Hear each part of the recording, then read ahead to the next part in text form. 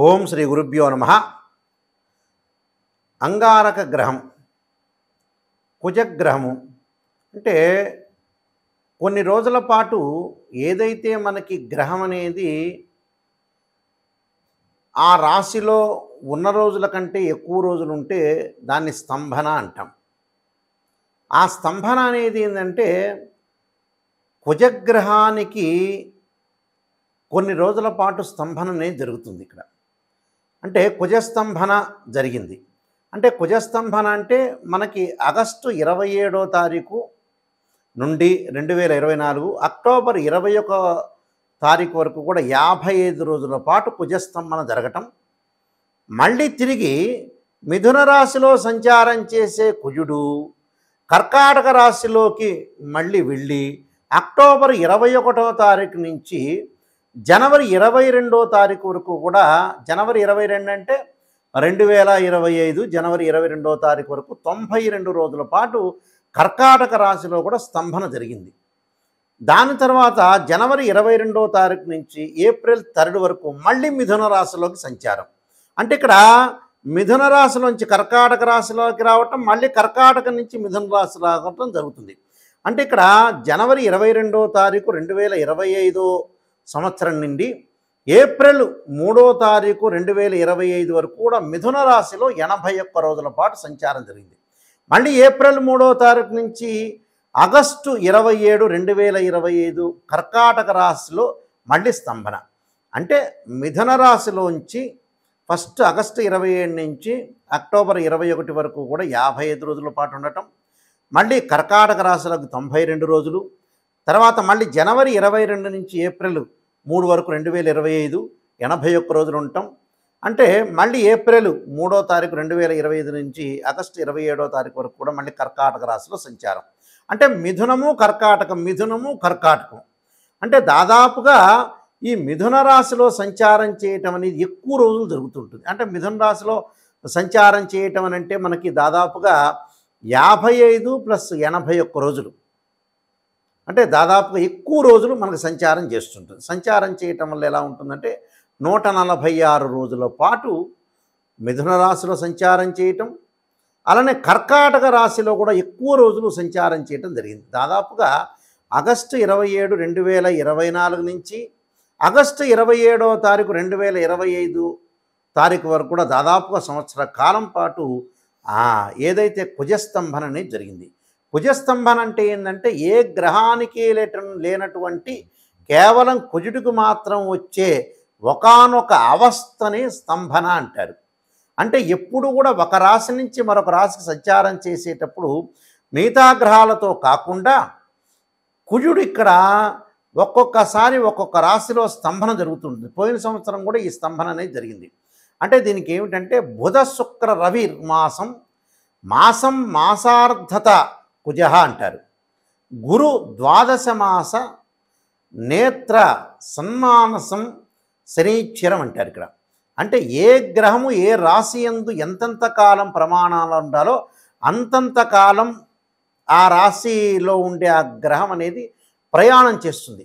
అటువంటిది కుజుడికి సంబంధించిన విషయాల్లో 45 రోజుల పాటు కుజుడు ఒక రాశి నుంచి మరో రాశికి ప్రయాణం చేస్తాడు. 45 రోజుల కంటే ఎక్కువగా ఉంటే దాన్ని కుజస్తంభన అంటారు. అంటే మాసార్ధత కుజ అంటారు.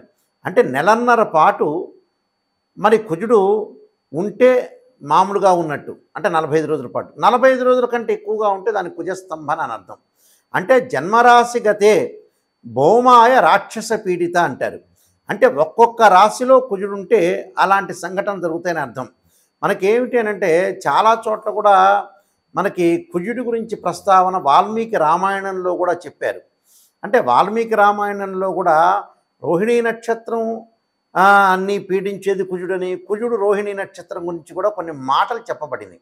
అందువల్ల ఇక్కడ కుజస్తంభన అనేది చాలా ముఖ్యమైనది. కుజుడు ఏంది, భూ సంబంధమైన కారకుడు, కోర్టు వ్యవహారాలు, రియల్ ఎస్టేటు, అన్నదమ్ములు, అలానే మెడికల్ సంబంధించిన విషయాల్లో కానీ, శారీరక శ్రమను కానీ, మిషనరీ కానీ, అంటే ఇవన్నీ కూడా న్యాయస్థాన సంబంధమైన రక్షణ, నేవీ కానీ, అలానే సైన్యం కానీ, అలానే మేస్త్రీ పనులు చేసేవాళ్ళు కానీ, రియల్ ఎస్టేట్ కానీ, కన్స్ట్రక్షన్ కానీ, వ్యవసాయ భూములు కానీ, అగ్రికల్చర్ సంబంధించిన విషయాలన్నింటిలో కూడా కుజుడు కారకత్వాన్ని వహిస్తుంటాడు. మరి కుజుడు యొక్క కారకత్వాన్ని వహించేటప్పుడు అత్యంతంగా ఇక్కడ ఎక్కడ పీడించబడతారు అంటే ఇక్కడ ముఖ్యంగా ఏమిటి అనంటే మనకి ఇంకా ముందుకు వెళితే అక్టోబర్ 19వ తారీఖు నుంచి మనకి 2025 జనవరి 21వ తారీఖు వరకు కూడా కుజుడు నీచ స్థానంలో ఉండి కర్కాటక రాశిలో స్తంభించి తన శత్రువైన శనితో దీర్ఘకాలంగా షష్ఠాష్టక స్థితిలో ఏర్పడుతుంటాడు.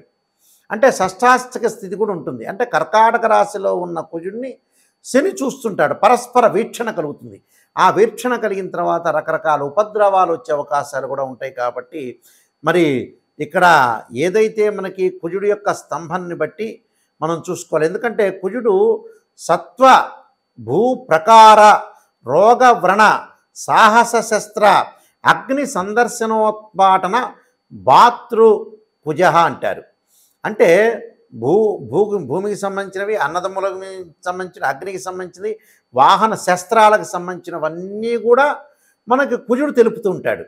అంటే కొంతమందికి అత్యంతంగా లాభపడే రాశులు ఉంటాయి, అత్యంతంగా దారుణంగా పీడించబడే కొన్ని రాశులు ఉన్నాయి, మధ్యంతర రాశులు కూడా ఉన్నాయి. కాబట్టి ఏ రాశుల వాళ్ళకి బాగుందో లేదో మనం చూసుకుందాం. ముఖ్యంగా మిథున కర్కాటక రాశుల వాళ్ళకి కొంత చెడు కాలం అని చెప్పుకోవచ్చు. ఆ తర్వాత మీనము, మేషము, వృశ్చికము, ధనస్సు అంటే ఈ 6 రాశుల వాళ్ళకి కూడా కొన్ని ఇబ్బందికరమైన పరిస్థితులు ఏర్పడే అవకాశాలు ఉంటాయి. కాబట్టి ఇక్కడ మిథునము, కర్కాటకము, మీనము, మేషం, వృశ్చికం, ధనస్సు వాళ్ళు కొద్ది జాగ్రత్తగా ఉండాలి.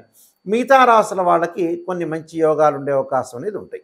మకర రాశి వాళ్ళకి కుజస్తంభన వల్ల ముఖ్యంగా షష్టమ స్థానంలో కుజుడు ఉంటాడు. అలానే సప్తమ స్థానంలో కుజుడు యొక్క సంచారం. షష్టమ స్థానంలో ఉండటం వల్ల మకర రాశి వాళ్ళకి బ్రహ్మాండమైన మేలు జరుగుతుంది. భూ సంబంధమైన వ్యవహారాలు, ఇల్లు కన్స్ట్రక్షన్ చేయటం, అలానే ఆరోగ్యపరంగా కొంత కుదుట పావటం, అలానే ప్రతి పని కూడా విజయం సాధించడం, ఇష్టకామ్యార్థ సిద్ధి జరగటం ఒకటి.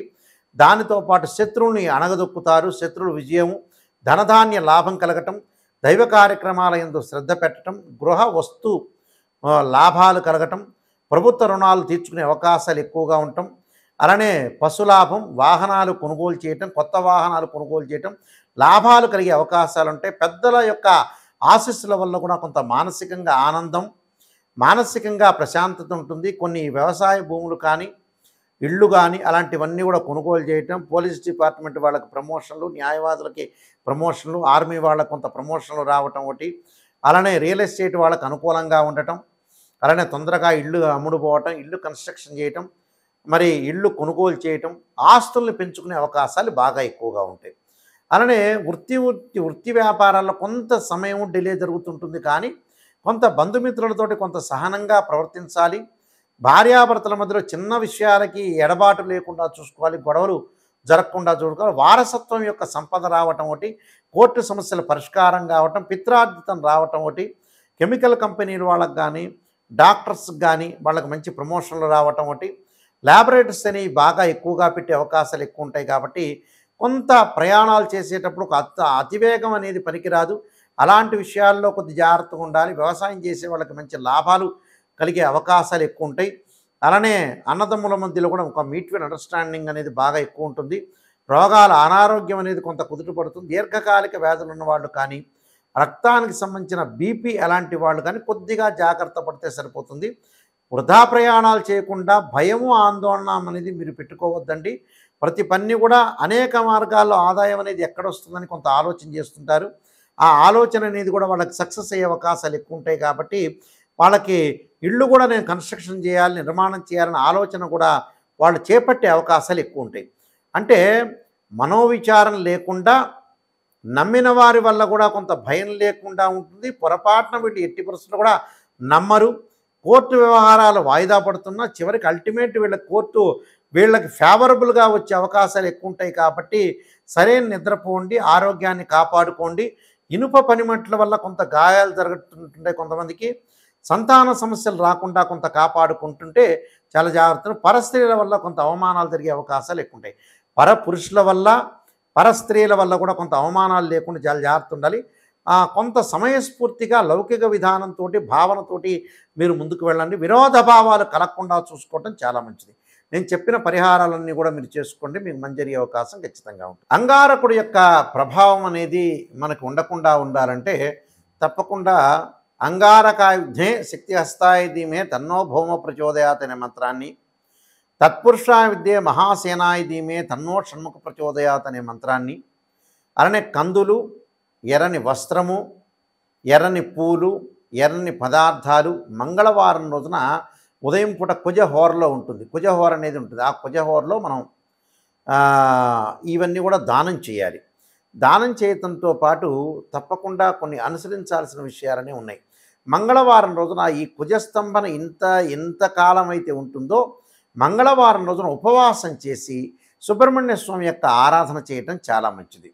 ఆరాధనతో పాటు ఏదన్నా సరే సుబ్రహ్మణ్య స్వామి యొక్క క్షేత్రాన్ని దర్శనం చేయటం ఒకటి, వివాహం కాని వాళ్ళు ముఖ్యంగా శ్రీ వల్లీ దేవసేన సమేత సుబ్రహ్మణ్య స్వామి యొక్క కళ్యాణం చేయటం, సుబ్రహ్మణ్య స్వామికి అభిషేకం చేయటం, కందులతో చేసిన ఏదైతే వంటకాలన్నీ కూడా ఏదన్నా సరే తయారు చేసి దేవాలయంలో ఇచ్చి భక్తులందరికీ కూడా పంచాలని ఆ దేవాలయంలో ప్రధాన అర్చకులకు చెప్పటం, అంటే ఇవన్నీ కూడా.